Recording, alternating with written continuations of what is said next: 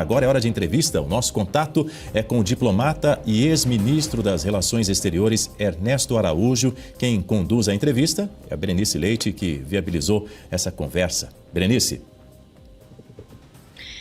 Oi, Daniel. Vamos lá, então. Ministro Ernesto Araújo, né, eterno ministro ainda do governo do ex-presidente Jair Bolsonaro. Temos alguns assuntos e desde já quero agradecer a presença. Olá, ministro. Bom dia. Bem-vindo aqui ao Jornal da Oeste, primeira edição.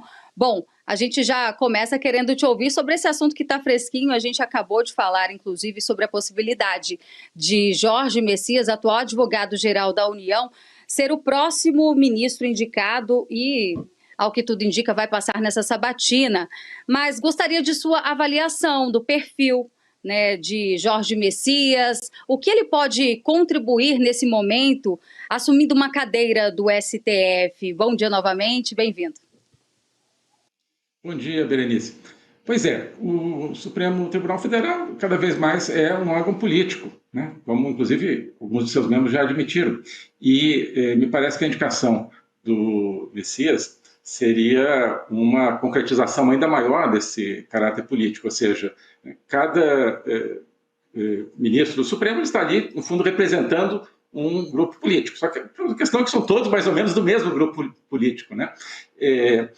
O Supremo, com isso, ele se descaracteriza completamente, né? Ele se torna uma espécie de terceira casa legislativa, né? Porque, afinal de contas, ele acaba fazendo as leis, e muito mais do que fazer as leis, né? Ele substitui também o executivo, ele se torna uma espécie de comitê gestor do país, né? Então, ele tem atribuições políticas e em função disso, né, os seus quadros passam a ser quadros políticos, né? Escolhidos pela lealdade política para com uma determinada corrente. Então, isso acho que as pessoas estão finalmente enxergando isso, né? Depois de duas outras nomeações do presidente Lula, depois de duas nomeações totalmente partidárias também, estão vendo, bom, mais uma nomeação partidária. Então, acho que isso tudo chama atenção para o seguinte, tem um problema nesse sistema, né? Tem vários problemas, mas eu até já sugeri que se pensasse no que agora é o modelo mexicano, que é a eleição direta para ministros do Supremo, eleição direta para ministros do Supremo. Né? Não se faz, no México já se faz. Já que é político, então a sociedade vai escolher diretamente, né? E não o presidente escolher e tendo lugar essa questão do conchavo no Senado. Acho que é uma coisa a ser pensado. Mas é óbvio, a sua análise acho que é perfeita, a análise de vocês aí é perfeita, né? Está subindo o preço, né? O preço político para a nomeação. Isso virou, então, uma moeda de troca entre diferentes facções do sistema, né? Todos eles são parte do sistema, tanto o Grupo do Alcolumbre quanto o PT. Mas é uma disputa, digamos, de poder, de nacos de poder dentro do sistema. Isso é muito ruim, ninguém está discutindo a capacidade jurídica de um ou de outro, ele não se nomeia mais ministros do Supremo pela capacidade jurídica, se nomeia pela digamos, lealdade política a um determinado grupo. Isso vai simplesmente levar a um descrédito cada vez maior dessa instituição.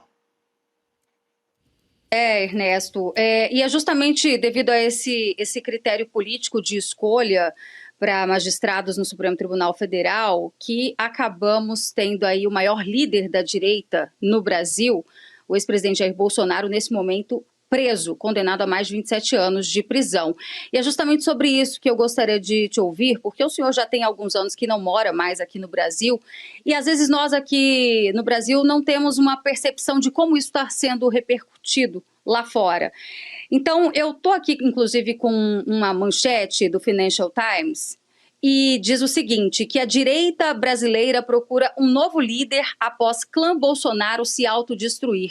Numa referência a essas manchetes que aqui no Brasil também tem repercutido nos últimos dias, de que Michele Bolsonaro e os filhos do ex-presidente não estariam se entendendo em algumas articulações políticas. Então, gostaria de te ouvir em relação a esse tipo de manchete. Qual seria o perfil do Financial Times? Então, Berenice, o Financial Times, assim como outros grandes órgãos, como The Economist, como o New York Times, hoje são cada vez mais representantes dessa grande elite multinacional, supranacional, que cada vez mais dominam o mundo.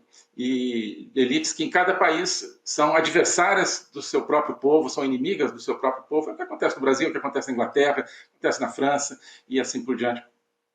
Então, infelizmente, esses órgãos fazem a leitura desse esquema de poder. E o atual sistema de poder no Brasil, né, PT, STF e tal, faz parte desse mega sistema de poder das elites mundiais, faz parte. Eles são os representantes do Brasil desse mega sistema. Chamemos de globalismo, chamemos de... Né, eu já pensei também no termo cleptocomunismo. Né, enfim, fazem parte desse mecanismo, são representantes desse mecanismo.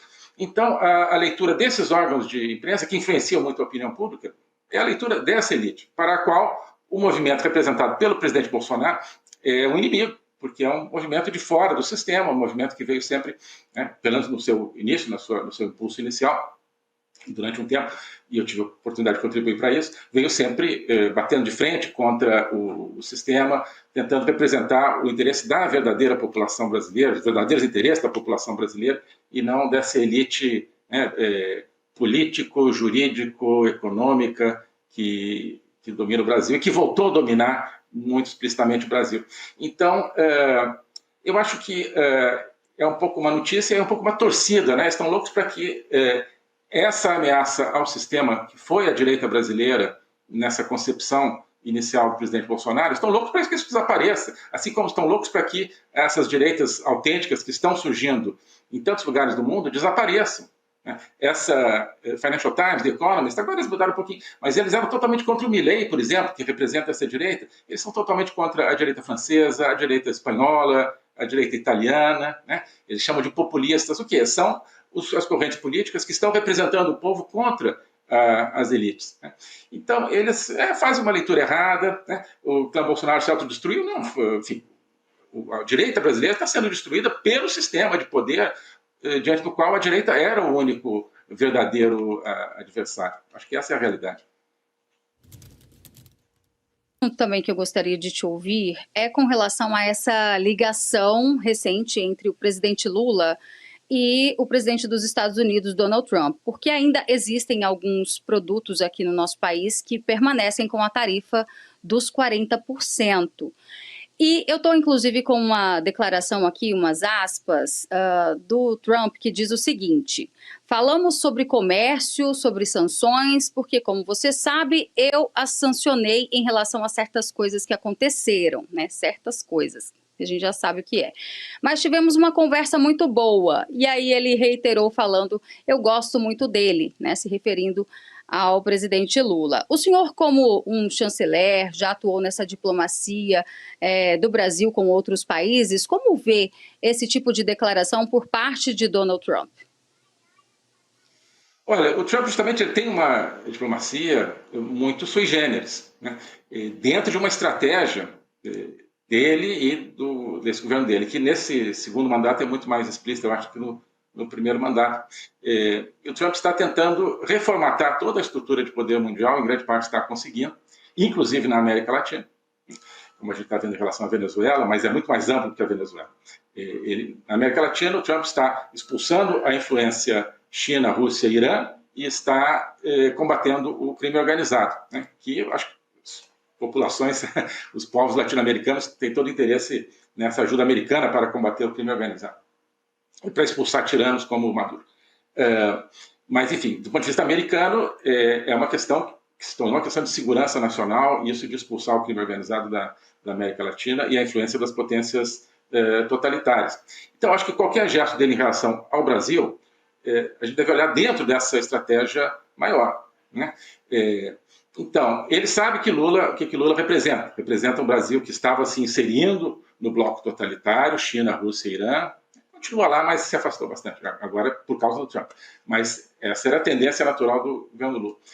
E um país que está dominado por um sistema de poder que não é democrático e que, no fundo, como eu dizia, faz parte de um mega sistema mundial contra o qual o Trump está atuando. Então, por outro lado, o Trump ele não está batendo de frente com seus grandes adversários geopolíticos, né? Ele não bate de frente com a China, ele vive falando a mesma coisa do Xi Jinping. China é o grande adversário dos Estados Unidos, e o Trump está aí em grande parte para não deixar que a China assuma a hegemonia global em lugar dos Estados Unidos. Mas ele também diz isso do Xi Jinping. Gosto muito dele, é meu amigo e tal. Putin, ele nunca fala mal do Putin. O Irã, ele não falou mal da ditadura dos ayatolás iranianos. Ele falou assim, joguei uma bomba aí, mas é só, esse pessoal vai ficar aí. Então, ele não está batendo de frente, né, com esses líderes.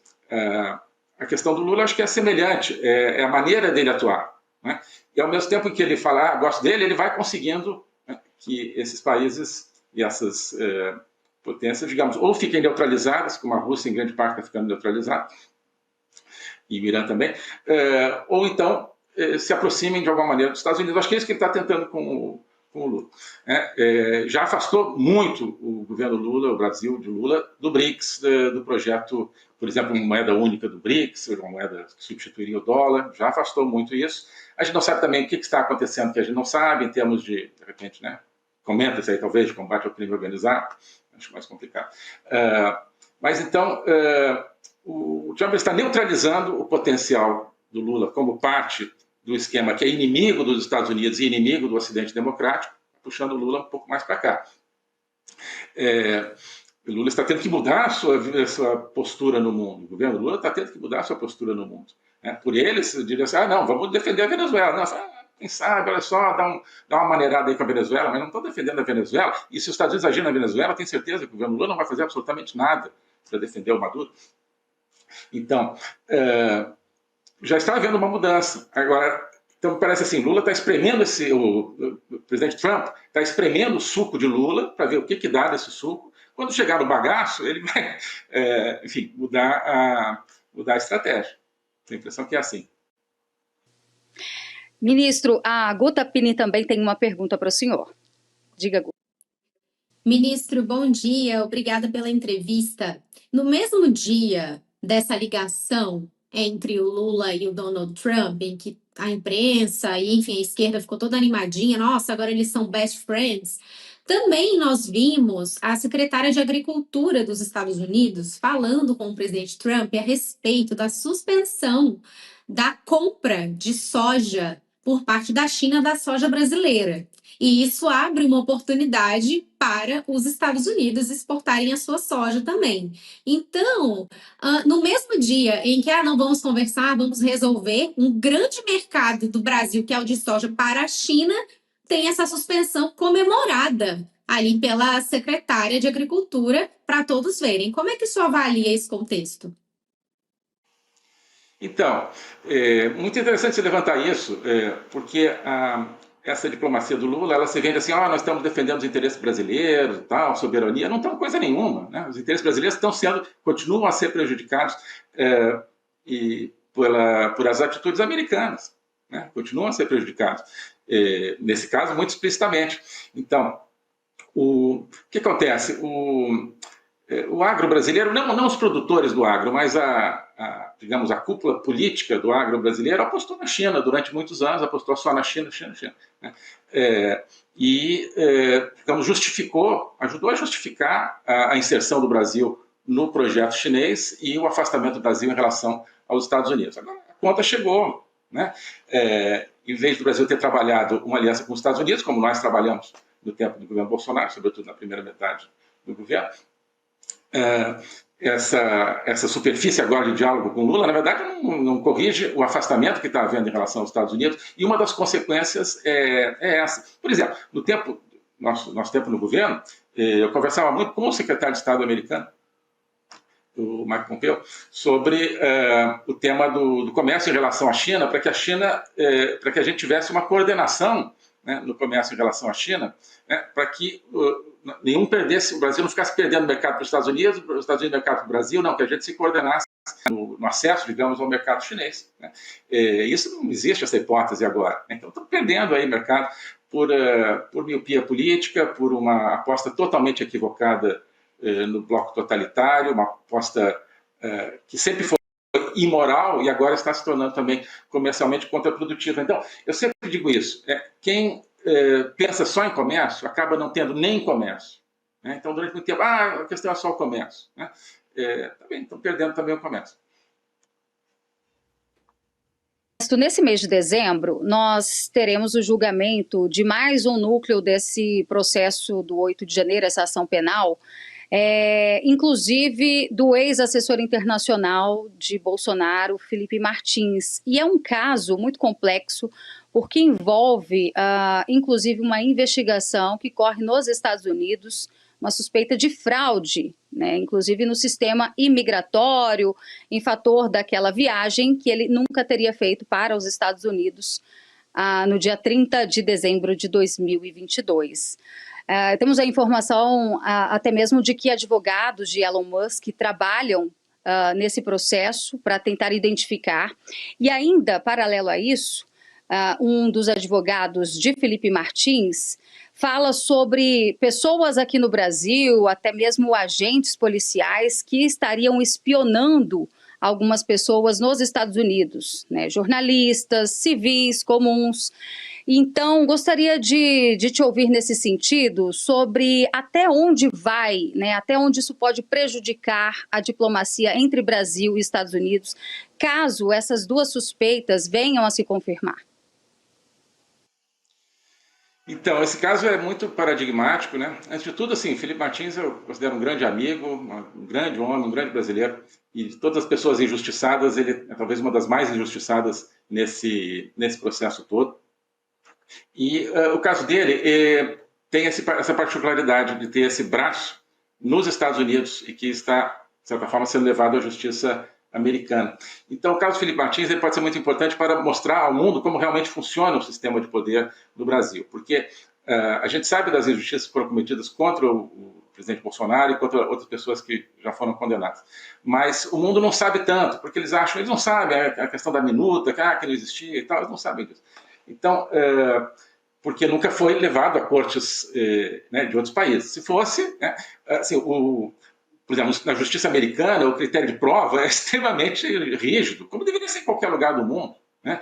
Jamais teria uma condenação com a fraqueza das provas, a ausência de provas que aconteceu no processo do presidente Bolsonaro e dos outros que já foram condenados, como, aliás, o ministro Fux chamou a atenção, né?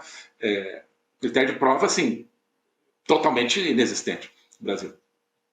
Mas, enfim, como é dentro do Brasil, as pessoas não estão acompanhando ali os detalhes e tal. Agora, se surgir essa dimensão internacional nos Estados Unidos, que tem uma justiça muito mais rígida, como deveria ser, insisto, toda a justiça, vai ter uma outra visibilidade. Então, aquilo que eu falava no começo, de uma elite internacional que, através da grande mídia, Financial Times e tal, não entende e não quer entender o que está acontecendo no Brasil, vai ter que entender.